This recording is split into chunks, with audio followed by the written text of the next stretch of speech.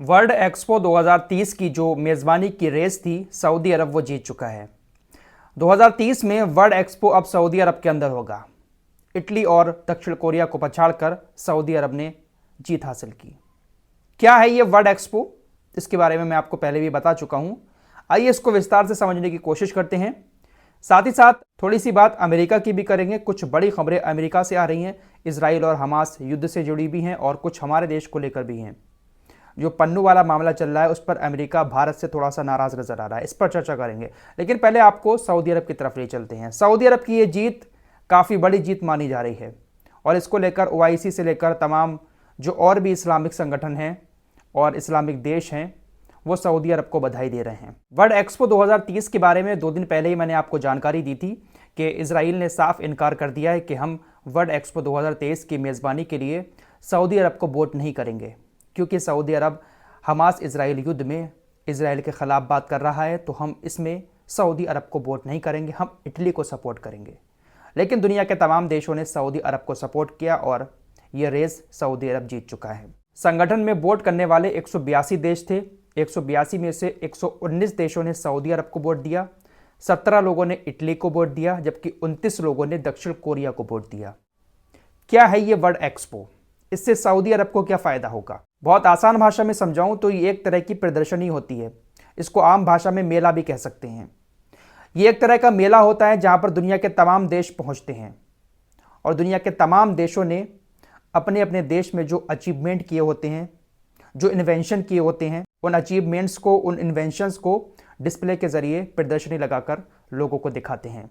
मिसाल के तौर पर जैसे किसी देश ने कोई बहुत बड़ी इमारत बना दी हो, कोई रिकॉर्ड हासिल कर लिया हो, या किसी देश ने कोई नई टेक्नोलॉजी को ईजाद किया हो, मतलब जो भी इन्वेंशन, जो भी अचीवमेंट दुनिया के तमाम देशों ने किए होते हैं वो अपने अचीवमेंट्स को, अपने इन्वेंशंस को प्रदर्शनी के ज़रिए दिखाने की कोशिश करते हैं और उसको देखने के लिए दुनिया भर से लोग वहाँ पर पहुँचते हैं। तो सऊदी अरब के अंदर 2030 में ये वर्ल्ड एक्सपो होगा। यहाँ पर तमाम देश अपनी अपनी प्रदर्शनी लगाएंगे और दुनिया भर के लोग सऊदी अरब के अंदर पहुँचेंगे इसको देखने के लिए। इससे सऊदी अरब को काफ़ी ज़्यादा फ़ायदा होगा।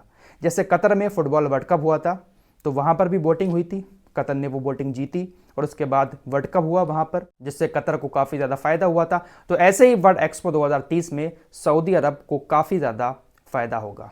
बहुत मोटा पैसा सऊदी अरब इससे कमाएगा। अब थोड़ी सी बात अमेरिका की कर लेते हैं। अमेरिका के राष्ट्रपति जो बाइडेन खुलकर हमास और इजराइल की जंग में इजराइल का साथ दे रहे हैं। इजराइल जो गाजा पर हमले कर रहा है उन हमलों को अपनी आत्मरक्षा में किए हुए हमले बता रहे हैं।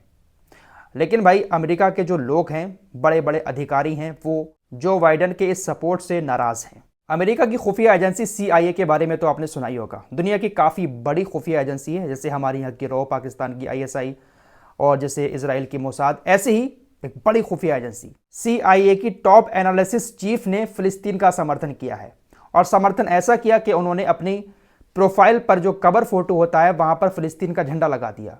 फिलिस्तीन का झंडा लगाने के साथ साथ उन्होंने एक स्लोगन लिखा, फ्री पैलेस्टाइन। मेरे दोस्तों ये कोई छोटी मोटी बात नहीं है। CIA की टॉप एनालिसिस चीफ ने फिलिस्तीन का समर्थन किया है।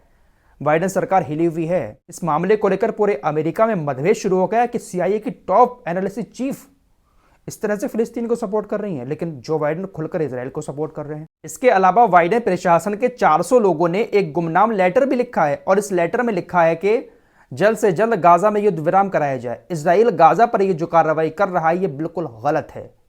बाइडेन के लोग जो हैं उसके प्रशासन में, वो लोग भी इस बात को मान रहे हैं कि इजराइल पूरी तरह से गलत कर रहा है, लेकिन जो बाइडेन एक अलग की धुन में है। मेरे दोस्तों ये वो खबरें हैं जिसकी चर्चा हमारी गोदी मीडिया पर नहीं होती है। हमारा गोदी मीडिया तो ये लिखता है कि हमास झुक गया, इजराइल के सामने घुटने टेक दिए, ये कर दिया, वो कर दिया। लेकिन जो असली खबरें हैं वो ये हैं। दुनिया का हर सही इंसान इस वक्त ये बात जानता है कि इजराइल पूरी तरह से गलत कर रहा है गाजा के साथ। लेकिन हमारे यहाँ के कुछ लोग हैं वो अमेरिका जैसे देशों के गुणगान करते रहते हैं, लेकिन अमेरिका जो है वो भारत के पीठ पर छुरा भोंकने का काम कर रहा है। दरअसल इस पन्नू का नाम आपने सुना होगा।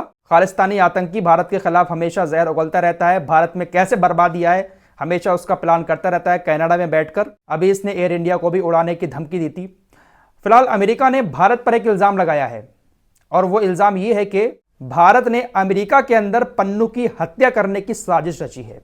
आसान शब्दों में कहूं तो अमेरिका भारत पर यह आरोप लगा रहा है कि भारत इस पन्नू को अमेरिका के अंदर मरवाना चाहता था और खालिस्तानी आतंकी पन्नू की अमेरिका में हत्या कराने के लिए भारत ने एक बहुत बड़ी साजिश भी रची है। ये आरोप अमेरिका ने लगाए हैं। हालांकि अभी जो बाइडेन की तरफ से इस पर कोई बयान नहीं आया है, लेकिन अमेरिका लगातार ये आरोप भारत पर लगा रहा है और भारत लगातार इन आरोपों का खंडन कर रहा है। भारत का कहना है कि हमने ऐसा कुछ नहीं किया है। जैसे कि कनाडा वाले मामले में हुआ था, कनाडा ने भारत के ऊपर आरोप लगाए थे। वहां के खुद प्रधानमंत्री ने सामने आकर संसद में खड़े होकर कि जो एक खालिस्तानी आतंकी मारा गया था कनाडा के अंदर, तो उस खालिस्तानी आतंकी को भारत ने मरवाया है। हालांकि अभी तक कनाडा सबूत पेश नहीं कर पाया है, जिसके चलते हुए काफ़ी सारे मतभेद भी कनाडा और भारत में हो गए थे। तो इसी तरह का आरोप इस पन्नू को लेकर अमेरिका लगा रहा है, लेकिन भारत खंडन कर रहा है। चलिए मान लेते हैं, पहली बात तो ऐसा कुछ है नहीं, और अगर ऐसा है भी तो इसमें गलत क्या है। एक आतंकी भारत को खुली धमकी दे रहा है, एयर इंडिया को उड़ाने की बात करता है, हमेशा भारत में कैसे भी दंगे हों उसकी प्लानिंग करता है कनाडा में बैठकर, तो क्या भारत उसके खिलाफ एक्शन नहीं ले सकता? अमेरिका ओसामा बिन लादेन को पाकिस्तान के अंदर घुसकर बिना पाकिस्तान की इजाजत से मार सकता है, तो अगर भारत अपने दुश्मन को इस तरह से मारने की साजिश रचेगा तो इसमें गलत क्या है? लेकिन फिलहाल भारत खंडन कर रहा है इन खबरों का, इन आरोपों का। लेकिन अमेरिका का दोगलापन देखिए, खुद तो पाकिस्तान में घुसकर लादेन को मार सकता है, लेकिन अगर भारत अपने दुश्मन के खिलाफ कोई एक्शन लेगा तो इससे अमेरिका को मिर्ची लग रही हैं। तो यह है अमेरिका का दोगलापन। ये किसी का सगा नहीं है भाई, लेकिन हमारे देश के कुछ लोग जो हैं हर उस इंसान को अपना सगा मान लेते हैं जो मुसलमानों के खिलाफ बात करता है। मेरे दोस्तों, मैं आपके सामने उन खबरों को रखने की कोशिश करता हूं जिन खबरों को गोदी मीडिया छूते हुए भी डरता है। गोदी मीडिया तो अपना एक अलग ही एजेंडा चला रहा है। चैनल को सब्सक्राइब कर लें, इस तरह की लेटेस्ट इन्फॉर्मेशन आप लोगों को मिलती रहेगी।